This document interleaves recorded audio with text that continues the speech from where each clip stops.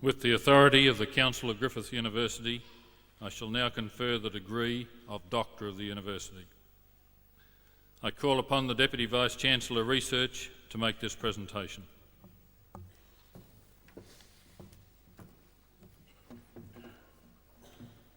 Deputy Chancellor, the Council of the University has resolved to award the degree of Doctor of the University to Emeritus Professor Calvin Rose.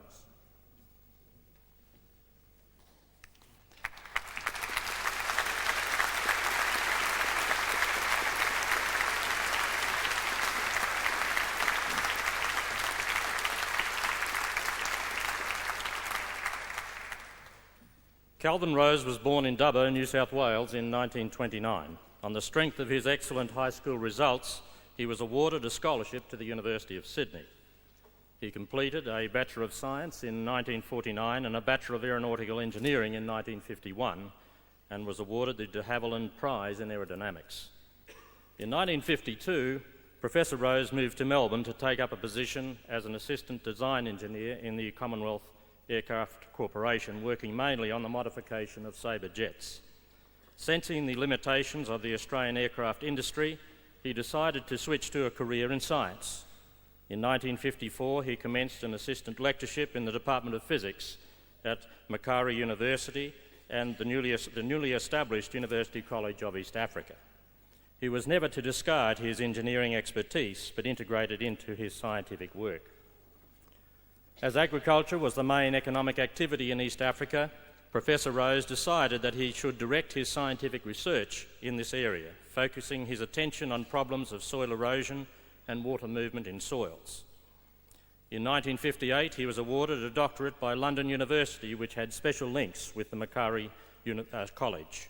His publication, Agricultural Physics, became a classic for agriculture researchers and students. In 1963, he accepted a position as Senior Research Officer in the Division of Land Use Research of the CSIRO in Canberra. As part of the Environmental Biology Group, he worked with an interdisciplinary team with skills in physical sciences, agriculture, biology and land use. During his 10-year period with CSIRO, Professor Rose became leader of the Environmental Biology Group, as well as being appointed as a visiting professor at the University of Guelph in Canada and the University of California. In spite of the opportunity for uninterrupted research work provided by CSIRO, Professor Rose missed the stimulation of working with students. The announcement by Griffith University in 1972 of its intention to establish a School of Australian Environmental Studies immediately caught his interest, as it fitted his growing interest in new teaching and research initiatives in a university context. He was offered the position of Foundation Dean, or Chairman as it was then known, and Professor of the School of Australian Environmental Studies, and was involved in virtually all planning aspects for the new school. This entailed major responsibility for developing the school's objectives, curriculum outlines, staff appointments and building needs. On completion of his Foundation Deanship in 1978, the School of Environmental Studies was offering an undergraduate degree, an honours program, a Master of Science degree, as well as Master of Philosophy and Doctor of Philosophy programs. The establishment of the school as a pioneer in the field of environmental education owes a great deal to the dedication and leadership of Professor Rose.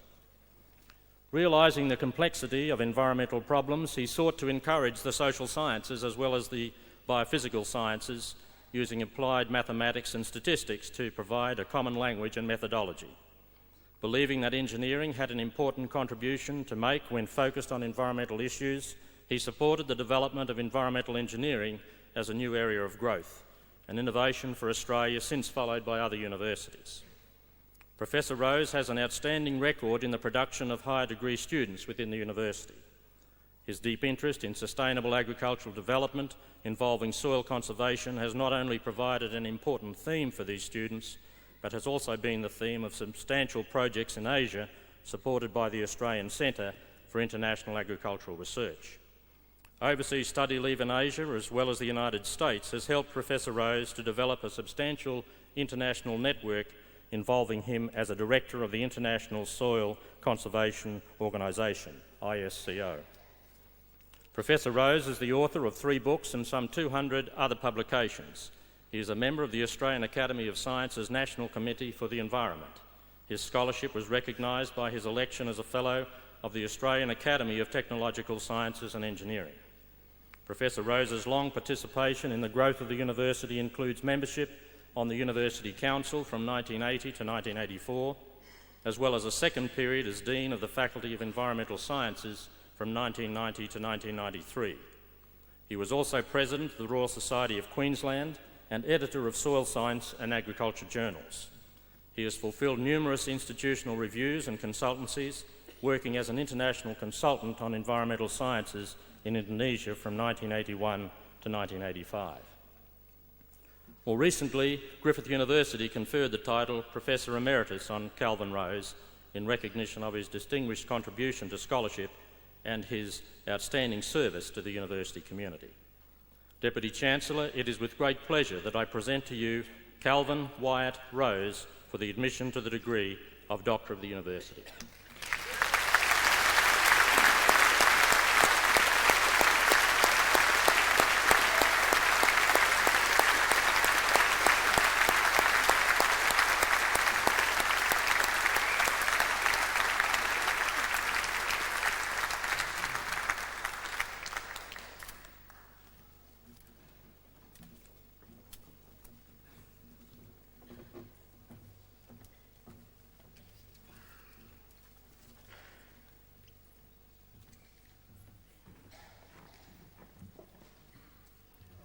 Ladies and gentlemen, it gives me great pleasure to now call upon Emeritus Professor Calvin Rose, Doctor of the University, to deliver the occasional address.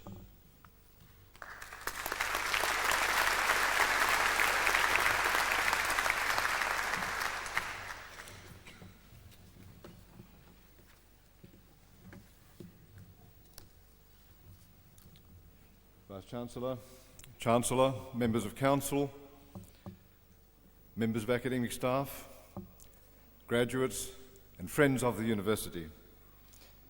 A graduation is a time of celebration, a celebration of the hard work that you've all been involved in, a celebration of achievement, a celebration of knowledge, or perhaps I should say a celebration of knowledges. For this afternoon, we celebrate the graduation of 4 faculties and the Graduate School of Management. The term faculty has many meanings, but here we're using it in the educational sense of a branch or a division of learning or knowledge in a university, and of course the persons involved in it. The activity of those persons involves the continuous development and sharing of that knowledge in research, in teaching, and in showing how that area of knowledge can be used in dealing with the concerns of society which supports much of this activity. There has been long periods in the history of universities when the division of learning was not nearly as pronounced as it is in this century. Then, university experience appears to have had a wholeness about it. But despite the focusing of knowledge in today's faculties, where there is a greater narrowing, we can still see an echo, at least, of this wholeness. Because of the continuous development of knowledge, experience of the cutting edges of inquiry is more feasible in a particular branch of knowledge for which a faculty is responsible. And so, as graduating students, you will have shared the experience of at least one faculty. Whether the range of abstractions and ideas suitable for knowledge development in your particular faculty will serve you adequately for your future career is perhaps unlikely, and that is no criticism of faculties.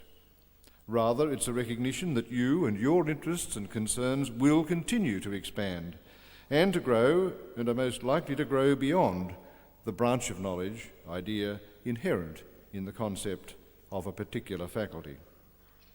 The important issue, as I see it, is that your faculty has helped you to learn how to learn, has expanded your horizons and shared with you some conceptual tools useful in your chosen branch of knowledge. Hopefully also you have caught some of the enthusiasm that comes from inquiry that is, in my experience at least, so well developed in the stimulating interaction that exists between teaching and research and the application of knowledge. I know there is a very extensive debate on the relationship between teaching and research and the applications of research and knowledge. But in my life's experience, it's the interaction between all three that is most exciting and stimulating, and I hope that that leads to the best teaching environment in a university context. The excitement, you see, of research is that brilliant idea that comes in the middle of the night and gets you up to write it down and develop it. It better be a brilliant idea because of the degree of disturbance that it causes, perhaps not only to yourself. This talk was written after waking at 1:30 a.m. in the morning, but I'm afraid it had more to do with jet lag than the brilliance of the ideas. There are many areas of knowledge where operation within a certain range of abstraction can lead to very productive development. Since part of my background is in physics and engineering, as you heard, I'm very aware of that. This kind of abstractional focus seems to provide the basis of what we often refer to as disciplines. It's our experience, isn't it, that knowledge can get along pretty well within the well-oiled slipways that we call disciplines. I suggest that it's likely that your interests and your activities in your future career will widen to encompass other areas of knowledge and other disciplines. I suggest that the application of knowledge typically requires interdisciplinary or transdisciplinary approaches. It seems quite obvious to me that many of the deep-seated and important concerns of society cannot be adequately addressed and dealt with using the knowledge and approaches from a single discipline, no matter how helpful the contribution of that discipline-based knowledge can be and is.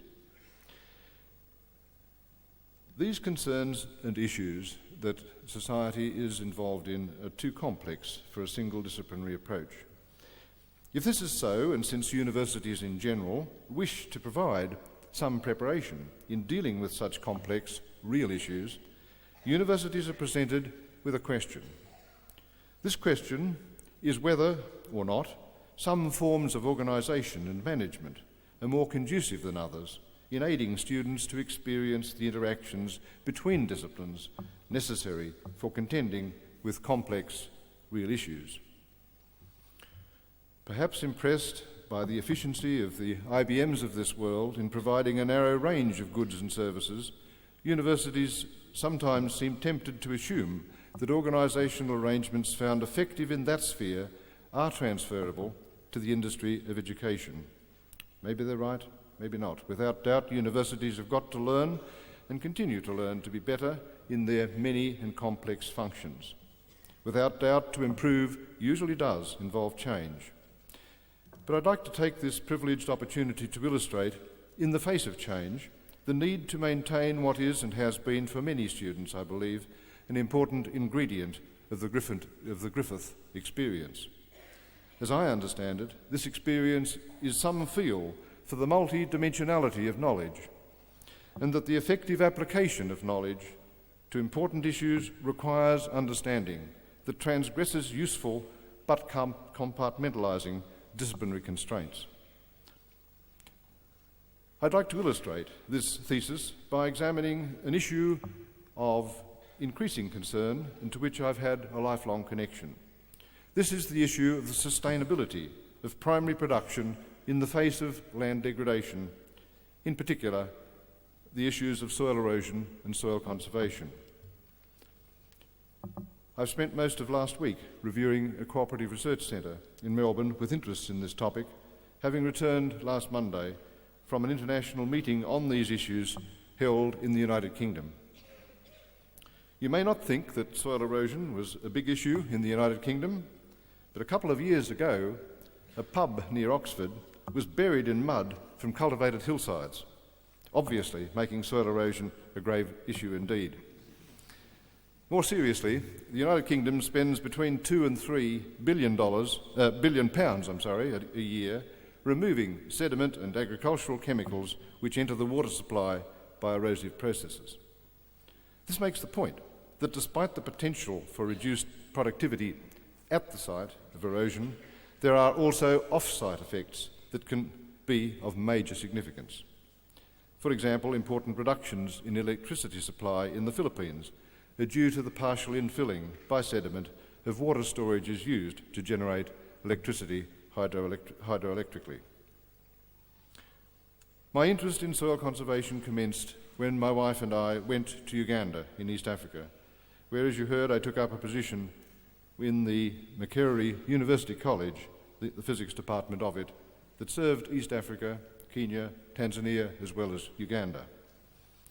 I've had students from Africa and many other countries, and I'll draw on their experience as well as my own in what I now say briefly. I'll also draw on the experience of my faculty of environmental sciences, of being able so readily to interact with social scientists, as well as biological and physical scientists, engineers and mathematical modelers. Also, particularly valuable in recent years has been the opportunity to work very closely with colleagues in the Philippines, Malaysia, Thailand, Indonesia, in dealing with soil erosion and conservation issues in Asia. The Australian Centre for International Agricultural Research, ACR, has greatly assisted in this work of seeking to assist in developing and evaluating sustainable and productive agricultural systems in the steep lands of Asia. For example, in the Philippines, 30% of their population lives on slopes steeper than the legal limit of 20%. At steep slopes and high rates of rainfall, soil can erode quickly under systems of management that do not provide adequate protection for soil from raindrops and runoff. Rapidly flowing water over any surface can eat it away, useful in forming rivers, but not usually damaging elsewhere. So soil erosion is, of course, a natural process. It's the acceleration due to human activity with which we're concerned, both on-site and off-site. Activity designed to encourage conservation of the soil as a basic resource may be understood as one component of the wider concept of sustainability, which includes, of course, socio-economic as well as biophysical aspects.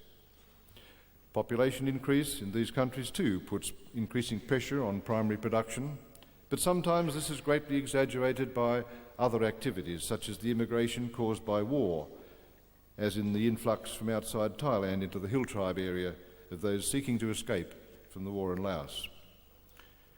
The context then of history and of government policy play a substantial role in providing the setting for accelerated erosion. In Australia, a settlement based on an inappropriate transfer of stocking experience from England led to grazing properties in Australia too small to be economically viable to the owner unit without overstocking. The role of off-farm world market forces then, for example, can be seen as providing limitations as well as opportunities within which the grazier's actions are constrained.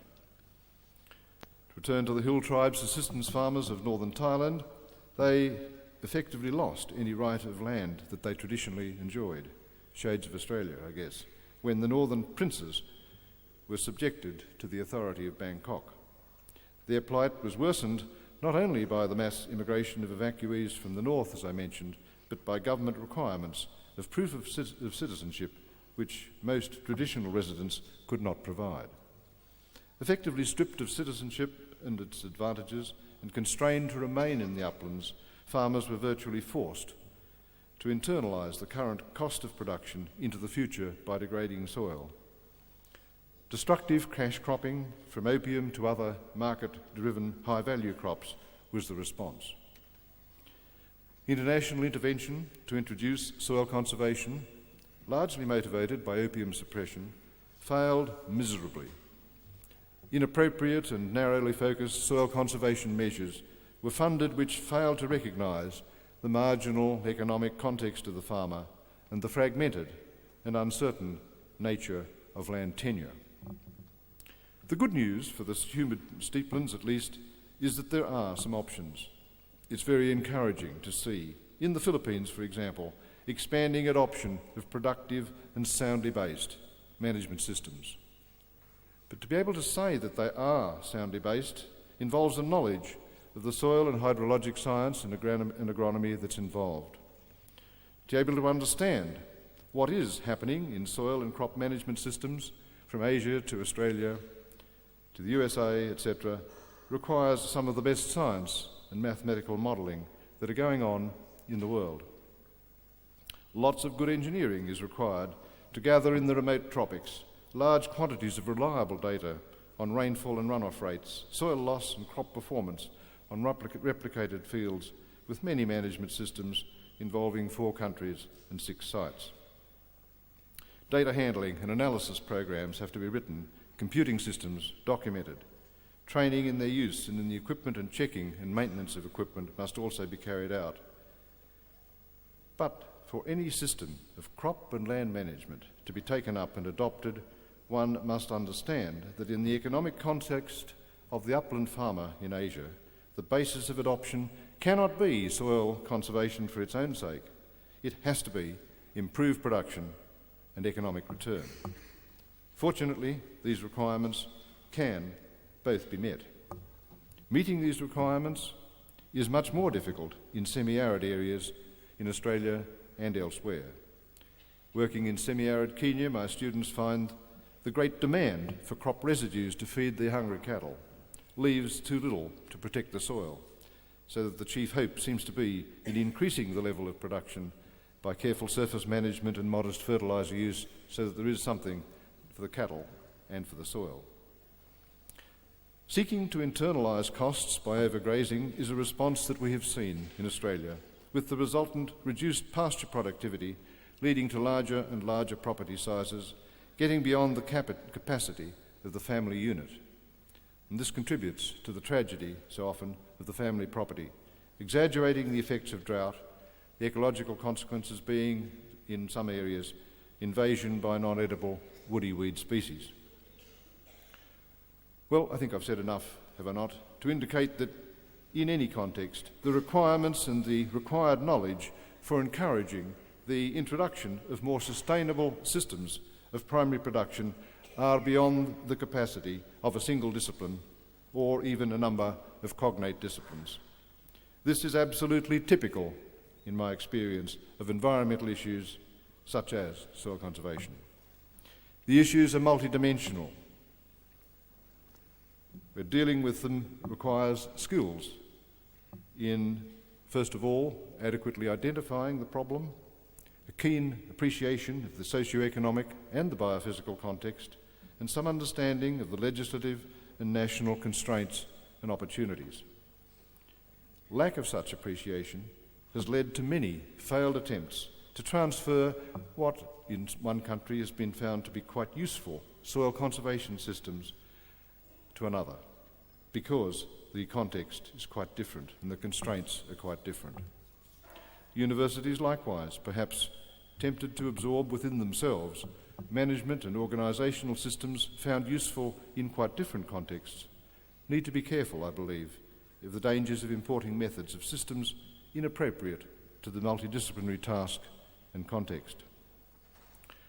The nature of soil conservation problems means that dealing with them requires the effective participation of all parties, above all the land users themselves, but also government, commercial facilities such as banks, and researchers. This is illustrated by the growth of the land care movement in Australia, a most encouraging development, being looked at with very great interest by overseas countries where the ability of government agencies to provide and extend advice to primary producers continues with time to diminish. But there must be a sound base to solutions, and hopefully some assistance in choosing effective soil conserving systems in the widely different contexts of the world.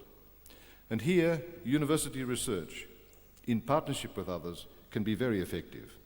That is, provided the researcher is able to be very aware of at least all the kinds of issues that I've alluded to briefly. And how can this happen?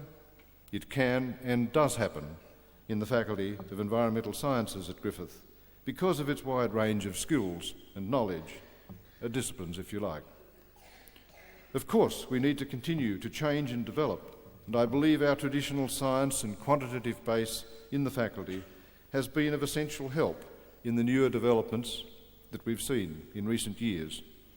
The environmental engineer from Griffith has a preparation for that multi-dimensionality that I mentioned like no other engineer I know of.